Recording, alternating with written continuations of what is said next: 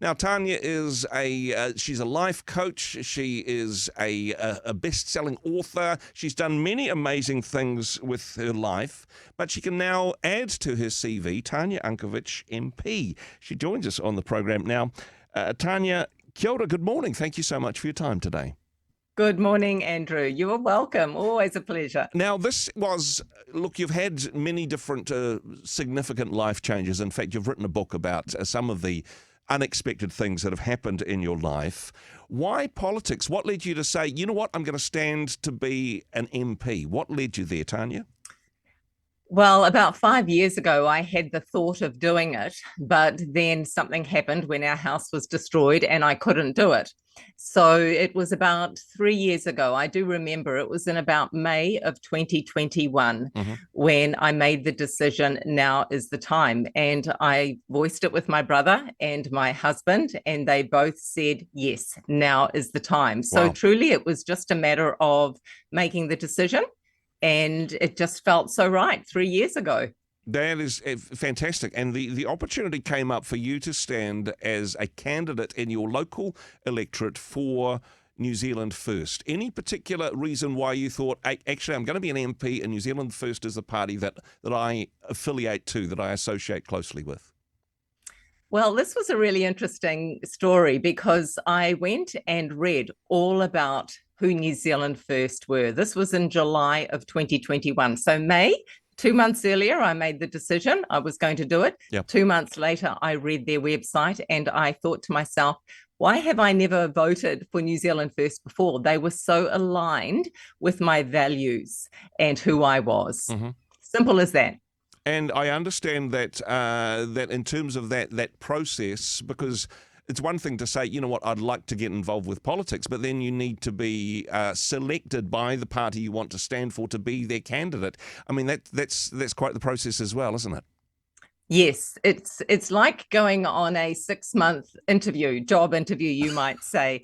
And I've been down that road before, actually, with the whole Tony Robbins thing as well. Yes. So I actually said a prayer. You know me, I put everything to prayer and I said, Lord, if you want me to be in politics, you'll show me how. Yeah. And literally 2 months, 2 hours later, I was approached about New Zealand First. Wow. Someone said to me, hey, Winston's coming back. And I went, really? And it was literally that night that I read all about their policies and who they were. Yeah. And that was when I made the decision. Because honestly, I mean, Winston Peters is Deputy Prime Minister now, but in 2021, he was a little bit in the political wilderness. People thought, oh, would that be possible? New Zealand First back in Parliament? That's unlikely to happen. And that's what a lot of people were saying back in 2021. Well, even I thought that. My first words were, well, hasn't he retired? And they said, no, he's coming back. So it was, those few years ago that I went, okay, I'm going to be part of this comeback then. Okay. So that was actually as simple. Well, when I say simple, when you put something out there and trust, then it happens, right? And that's actually how it happened for me. Wow, it's quite the journey. In terms of campaigning, because it's, yes, okay, you've taken that step, you've put yourself out there, you've been accepted as a local candidate, but then really putting yourself out there, face on billboards, going to meet the candidate meetings, being involved with press conferences, those sorts of things. I mean, you're not shy, Tanya. You're unaccustomed as you are to public speaking, but this surely is a whole new level. It really was. And once again, I felt so deeply that it was the right thing to do. Yeah. I had that feeling so deeply that if ever a moment of fear came up, I rose above it because I knew I was on the right path. So that was the difference for me. There was no uncertainty that this was the right thing to do. Yeah. And you know me, I like to stretch myself. And the way we stretch ourselves is step out of our comfort zone. And at times it was uncomfortable, but I just did it anyway. Some people would look back at the campaign and go, there was a little bit of nastiness. There was a little bit of name calling and tribalism in the campaign, and certainly some rude comments made about various individuals or parties on social media. How do you process that? I mean, you're putting yourself forward and you're just getting mud flinged at you in that regard. A difficult thing to process? Yes, it is. And I had a bit of that thrown at me as well. However, I hold on to this belief, there's people out there who go out to deliberately hurt. And I always go, well, hurt people hurt people. Yep. And the way I flip it around is say a prayer for them, move on, Tanya, Yep. and focus on your outcome, your path. And no matter how many stones are thrown at you, keep moving forward and focus on the direction you're going at. So don't look back, don't look to the side, you'll get distracted. And that was the way I did it. It's more difficult to hit a moving target, of course, so just keep moving in that regard. Yes. So, yes. Really good stuff. So the campaign coming to an end, it is Saturday, the billboards are down, there's no more to do in terms of encouraging people to vote for you or for your party. What was election night like at your place? Well, we all went up to the Duke of Marlborough, okay, and that was where New Zealand First had their event. So we were exhausted before we got in the car to drive up there because it was a big week that week. Mm-hmm. So we got up there, and again, it was one of those times of surrender because I was number 8 on the list, as you know. Yep. And at times watching it, it was 8 seats in Parliament, 7 seats in Parliament. It was in and out, And again, I just surrendered and let that go and trusted that the right outcome would happen, and it did. Look, it's one of those journeys where you get on this adrenaline high, and then you come back down to earth again, and then you're back up again, and then everything happens so fast. Yeah. So you've just got to be prepared for it and be flexible. It was certainly a bit of a knife edge, on again, off again. I was amazed, actually, at some political commentators on the night very quick to write off New Zealand First and say, hey, it looks like it's going to be a national enact government and they've got the numbers. Not necessarily, I think they lost the ability to do maths at some points of the evening because it became clear as the evening continued that New Zealand First would need to be a part of the next government in New Zealand. I mean, you were doing the maths. You were seeing this from Russell, from the Duke of Marlborough in the Bay of Islands. Wonderful venue to spend election night, by the way. But I mean, if New Zealand First was going to be in, would you be a part of that? It was touch and go, not just on election night, but for a couple of weeks to follow.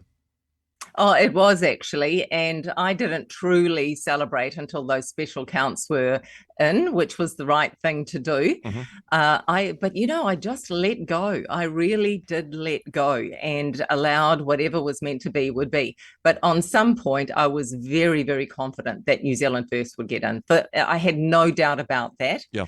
But I still wanted to be certain after those special votes were counted as to whether my place was secure. So there you go. It was meant to be, right? It was meant to be, and that confidence that you had initially, that trusting that this was a prompting of God, that certainly paid off. There's a certain Esther-ness to this story, Tanya, if you don't mind me saying. There is for such a time as this to your situation. Now, okay, special votes are in. The writing is on the wall, mixing biblical metaphors a little bit. So what happens then? A bit of a scramble, your first trip to Parliament, like your first day at school? Well, actually, no, that happened literally the day, 2 days after the election. Okay. So October the 14th, I was on a 6:30 flight Wow. for 3 weeks of induction. Mm-hmm. So it was very quick, and it's been quite full on. And then after the specials were finalised, we were already then into doing other things in preparation for the coalition and all of that sort of stuff. So I've been in Wellington ever since, every week. Wow. So it's been full on. Those first 3 weeks of induction, though, you weren't absolutely certain whether or not you were going to be an MP, whether 3 weeks later, whether or not that the specials would mean that you stayed as an MP. So even that was an act of faith, or I suppose an act of preparation. Yes, it was. The funny thing was I became more confident once I was in Wellington. I thought, oh, no, I'm going to be here. Yeah. But then about 48 hours before the specials were announced, a part of me went, oh, anything could happen. But I was quietly confident, interestingly, after I was in Wellington. It just felt right. And I think that's where my confidence came from. It felt I'm meant to be here. So I couldn't see that there was going to be a huge change. So not a portfolio as such, but a role within the party, a role within Parliament. What's going to be your place in the big picture, Tanya? Yes, yes. Well, there'll be select committee allocations and also portfolios. We have already discussed some of that, but it will change a little bit now that our ministers have been announced. Yep. So they've taken a few things that we thought that we were going to be having the portfolios on. So those will be finalised in the next day or so. I've got pet areas, as you know. I'm very much into the whole mental health thing and all that space. So there's also my finance side of my brain as well, you know. So I've got both areas, but I will gladly take whatever is handed to me and get to work. I'm sure one of the things that will be in the back of your mind is, as a new MP, is maiden speeches. At some point, you have to stand up before colleagues, some of them on your team and some of them in the opposition, and give your reason for what motivated you to stand in Parliament. I suppose a version of this conversation in front of your colleagues. Already working on your maiden speech, Tanya? I am actually. It's there in front of me. I've been doing a little bit at a time. My maiden speech will be in the middle of December. We've been told it'll be in the middle of December. So that's nice to know it's going to be done this side of Christmas. I always work a bit better under pressure to get that written. And, you know, because my journey and desire to go into politics was later in life, like only 3 to 5 years ago, the people will be hearing a little bit about who I am. You know, they're kind of probably going, who is this person, Tanya Unkovich? All of a sudden, here she is in Parliament. Who is she? Why? And what is the direction she's going in? So that there will be a lot of who I am actually in my maiden speech and blending that into my why. Yeah. No, very good. And hey, no spoilers, but we look forward to hearing your maiden speech before Christmas. I know there's a lot on the to-do list for the incoming government. I'd almost say there's more on the government's to-do list than there is on Santa's at this time of the year. But just as we wrap up today, and again, thank you so much for being available to chat with us. Very much appreciate it. But just as we wrap up today, what can we pray for you as a new MP in New Zealand's Parliament? Oh, for me personally or for all you, of us? For you personally, Tanya. How can we pray for you? To have the physical and emotional resilience to continue to trust in the bigger picture and God's plan for me and for our country, and to always do his will in everything I do. Tanya, I am already confident that you have the skills that you need for a job that God has called you to. Congratulations once again. Thank you so much for being on the program today. My pleasure.